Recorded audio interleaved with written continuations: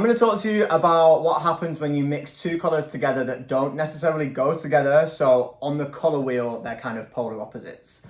Generally, when you mix two colours together, they make something that's neutral or brown or a bit greeny, khaki, which is not necessarily something that your client is wanting to go for. I'm going to give you an example now. I'm going to use Ruby Rouge, and I'm also going to blend that into Pine Green. This is Ruby Rouge. It is one of the most punchy, beautiful reds from Crazy Colour. And what else would you say about Ruby Rouge? I would say Ruby Rouge is a pink-based red. I've applied Ruby Rouge on my piece of paper behind me. I've used a white piece of paper so you can see its truest tone. You can see how rich and beautiful, but how punchy it is. And then I'm going to apply my green shade, which is Pine Green. It's got a tiny bit of yellow in there just to kind of make it slightly lighter, just for educational purposes. I'm going to apply that directly underneath my red. And as you can see... It's Christmas! It's like Christmas! Yeah. I'm just going to pop a glove on. So I'm going to rub it together. And this is going to blend together and probably give us something a bit gross. We're going to see the third colour. We're going to see what child is birthed. So, you can see where I've blended colour number 1, which is Ruby Rouge, into colour number 2, which was Pine Green with a little bit of yellow, canary yellow. When they've mixed together, they've neutralised each other and created something that I wouldn't necessarily go for. A bit... just not the nicest brown colour you've ever seen. So yeah, just go back to your colour wheel, guys. Like, what colours are like opposite each other's? That's what makes brown in the middle. And remember, if you're unsure, do a little strand test at the back. Takes all the guesswork away. So Connor is just getting some colours ready for us to have another little demo right now. But what we wanted to talk about is blending for beginners.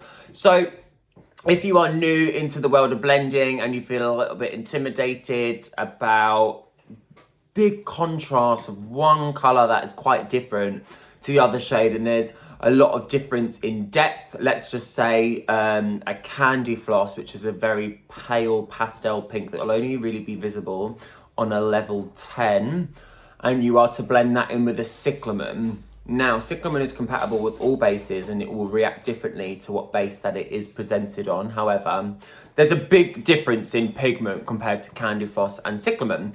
So it's quite hard to blend together unless you got the skills or the experience to do so. So if you are new to it, come sit down, babe. If you are quite new to the blending world, our best advice is that you are blending colours that are very similar in depth to each other. So we are going to show you an example of two colours that are basically as punchy as each other. Anything else you want to add on that? No, I think you nailed it. So yeah, like Norman said, we're going to show you two colours that are on the very similar punchiness. We're going to use cyclamen, which is one of our salon staples. It's the brightest, most beautiful, punchy pink. Think like a raspberry. Raspberry. We're going to be blending it into orange. Now, orange is a slightly deeper orange tone than what coral red is, but we're going to put them on the piece of paper so you can see them next to each other, and then we're going to show you how easily they blend into each other. Because they are on the same sort of intensity level, there's almost equal amounts of pigment inside of them. They blend together very effortlessly. Okay, starting with cyclamen, I'm going to apply this to my piece of paper so you can see its true form. See its true colours. You see its true colours. That's why I love you. Now don't be afraid. And then I'm going to put my orange right next to it.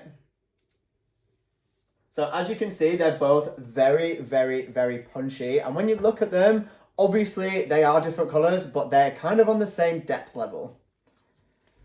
And just have a look at what happens when they merge together. The transition is very effortless. So it almost creates this really beautiful, brighter... It literally is a hybrid between the cyclamen and the orange. It looks a bit pinky, it looks a bit orangey. It's absolutely stunning.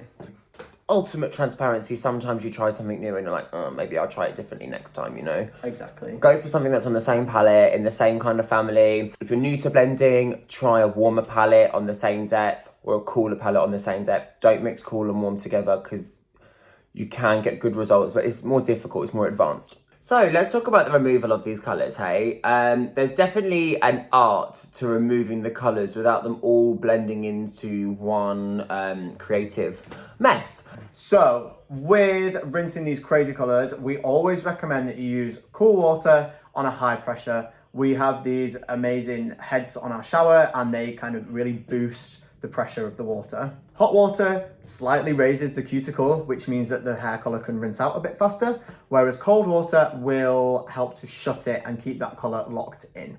When I'm rinsing, I always will hold these ends out of the way so that the blue can go downwards. So you're holding the hair out like this. The water is going to rinse straight through that blue and it's not going to touch these pink ends because they're out of the way. I always suggest as well is if you have got an assistant that you ask them to help you hold those ends up. And if you haven't got an assistant, let's say if you're working on your own, don't be afraid to ask your client for help, you know. You just can't get the result without a second pair of hands sometimes, you know. So it's just about creating that new boundary of what actually works and is realistic. We just want to say a massive thank you to you all for watching.